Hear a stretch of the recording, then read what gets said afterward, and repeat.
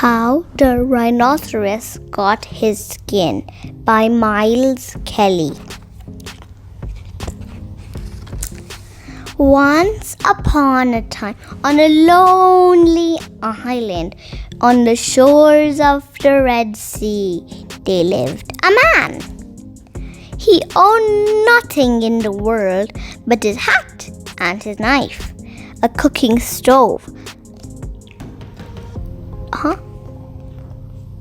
Old, the kind that you must practically never touch. The man was very happy. He had nothing to worry him except one rhinoceros who lived in the very middle of the island. He had a horn on his nose and two piggy eyes. In those days, the rhinoceros skin fitted him quite tight. There were no wrinkles in it anywhere. He had no manners then, and he had no manners now. He will never have any manners. One day, the man took flour and water and currants and plums and sugar and other delicious things and made himself one big cake. It was 2 feet across and 3 feet thick. He put it on the stove and he baked it. It baked it till it was all beautifully brown. It smelled yummy. The rhinoceros smelled the delicious smell, and just as the man was going to eat his cake, along it came. In 2 shakes of a tail, the man climbed on the top of a tall palm tree and hid. The rhinoceros upset the stove with his nose, and the cake rolled into the sand. Then he spiked that cake on the horn on his nose, and he ate it all up, every last crumb. Then the rhinoceros went away, waving his tail back to his home in the very middle of the island.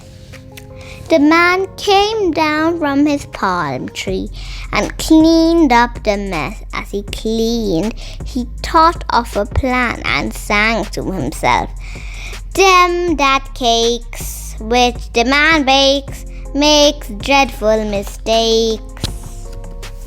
A few weeks later, there was heat. There was a heat wave in the Red Sea. It was so hot that everybody took off their clothes. The man even took off his hat. In those days, the rhinoceros skin buttoned underneath with 3 buttons.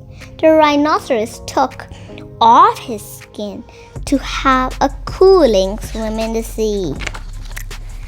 The rhinoceros did not say sorry for the man for eating his cake. He had no manners then and no manners now. He would never have any manners.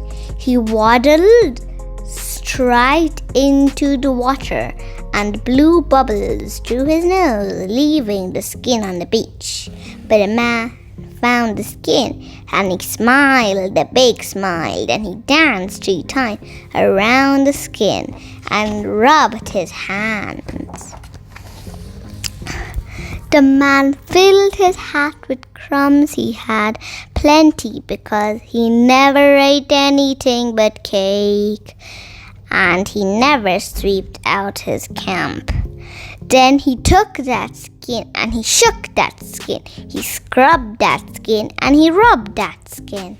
At last it was full of dry, stale, sticky cake crumbs. stale, tickly cake crumbs, land some buttons, currants, and some burnt currants as it could possibly be. Then the man climbed to the top of his palm tree and waited. When the rhinoceros came in from his swim, he put on his skin and buttoned it up with the tree buttons, and it tickled just like cake crumbs in bed. Then he wanted to scratch, but that made it worse. Then he lay down on cells and he rolled and rolled.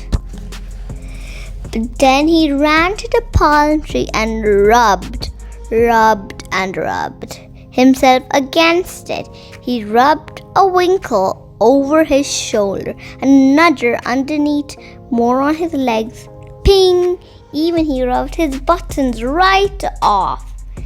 It spoiled his temper, but he didn't make any difference to the crumbs, so he went home very angry and horribly scratched. The man came down from his palm tree, felt quite pleased with himself. From that day to this, every rhinoceros has great folds in his skin and a very bad temper, all because of the cake crumbs inside. The end.